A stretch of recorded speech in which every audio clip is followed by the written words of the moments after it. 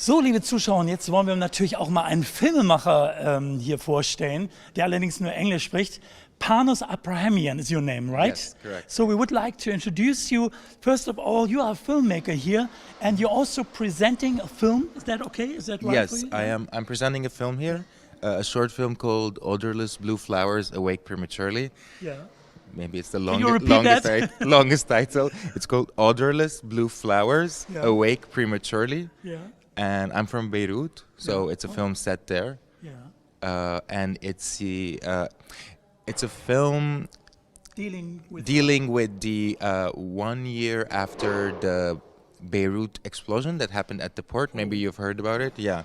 So explosion, big tragic very one, big yeah. explosion. Yeah.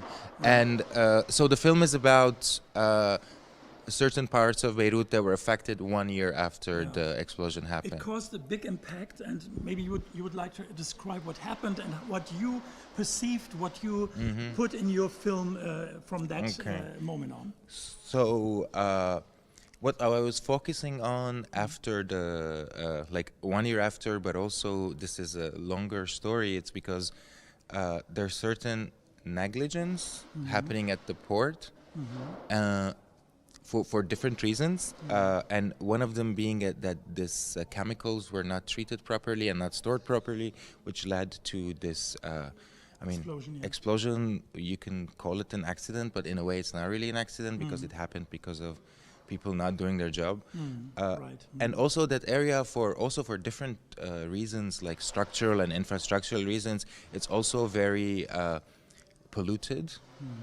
That part of the sea and the river that goes into the sea from there is also like very polluted, and I've been also focusing on that, kind of giving like a bigger picture of a longer picture of how this place is being affected by these policies that are not necessarily only the moment the explosion happened, but it goes back What in is the time. main objective you want to convey then after this, in terms of sustainability and what So, is the future like now? So the main message I want to convey through the film is that violence or sort of this sort of negative effect on cities or population, we only see it when some like event happens, like an explosion or a war, but there is a certain like hidden violence that is happening like through years, through like negligence or poverty or pollution, and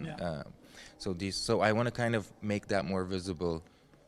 Do you maybe regret that we talk too much only about Ukraine and neglect to see other places in the world who have also their big problems, and where we have to wish that the European community would commit more in this field, like in your country, for example? Yeah, definitely.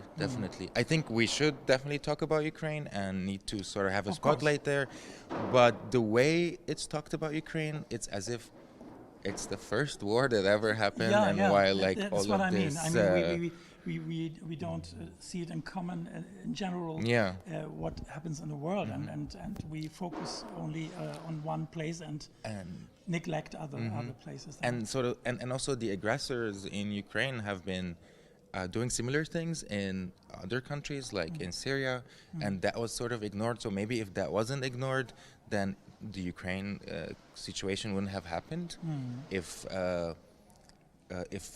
I guess in this case Europe had dealt in a better way with the involvement of the Russian military in Syria, maybe this like later consequence wouldn't have happened. I don't know, but this goes in deep political terms.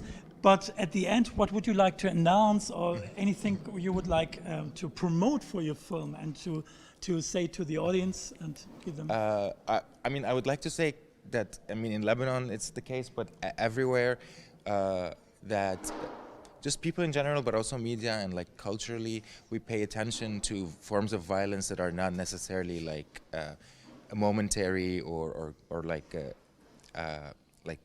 in your face in a way, but also forms of violence that are slow, that is like through pollution, like populations are being, like Lebanon has a very high cancer rate, for example, which is as deadly as a war in a way. It just takes longer to kill you, and that's because the state has failed to do proper waste management. So there's like a lot of trash piles. There's sewage being dumped into the sea and the river. So these cause these destroy people's lives, but in a different way. We see many problems to solve. Thank you so much that you're representing your country, and we have to focus on your country. And thank you for having me. Have a good time. You too. Bye bye.